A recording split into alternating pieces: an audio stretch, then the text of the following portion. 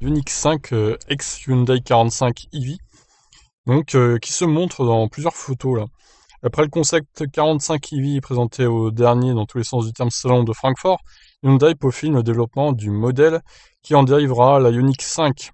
Prévu pour le printemps 2021, il reposera sur une plateforme inédite destinée aux véhicules 100% électriques du groupe.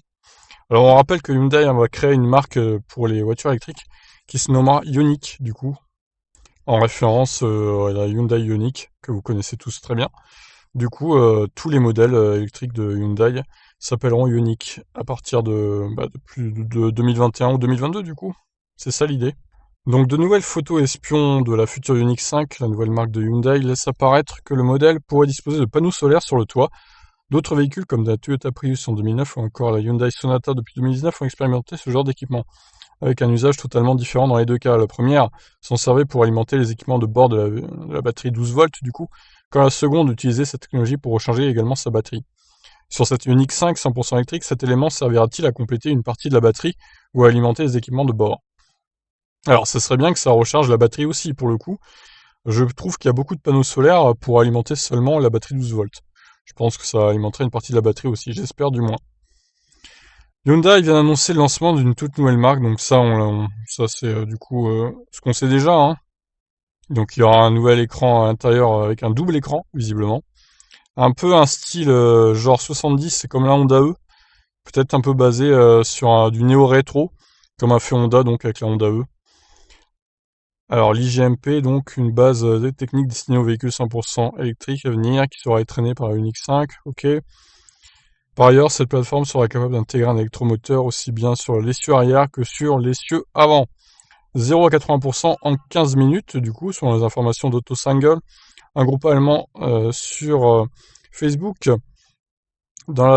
spécialisé dans la commercialisation des marques Mitsubishi, Hyundai et Kia. L'auto mesurait 4,63 m en longueur, 1,89 m de largeur et 1,60 m de haut.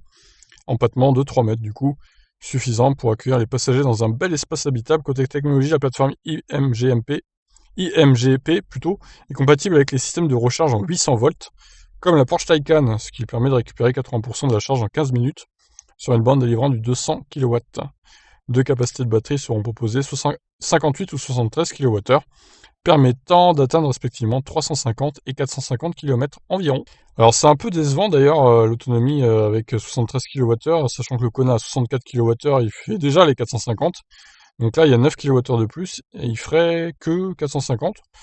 Mauvaise efficience hein, peut-être de cette Hyundai, enfin de cette Ioniq 5 du coup. Bon ça reste à confirmer le WLTP évidemment. On va regarder les photos qu'ils ont sorties du coup sur l'Argus avant de se quitter. Donc voilà hein, les fameux panneaux solaires sur la Ioniq 5. On espère vraiment que ça pourra alimenter la batterie. Parce que vraiment, si ça alimente que la batterie 12 volts, c'est pas très utile, hein, honnêtement. Nissan l'a déjà fait avec la Leaf 1. Et c'était sur le bec arrière, les panneaux solaires, me semble-t-il. Donc là, on espère vraiment que ça va alimenter la batterie de traction. Donc voilà, ça c'était le concept, qui devrait être assez différent quand même de la réalité. Donc voilà, à voir quand c'est que cette voiture sortira, peut-être courant 2021 si tout va bien. Je dirais plus deuxième partie 2021 quand même. On verra bien. Sur ce, je vous laisse réagir. Qu'est-ce que vous en pensez de cette future Ioniq 5 ex Hyundai 45 EV? Ciao.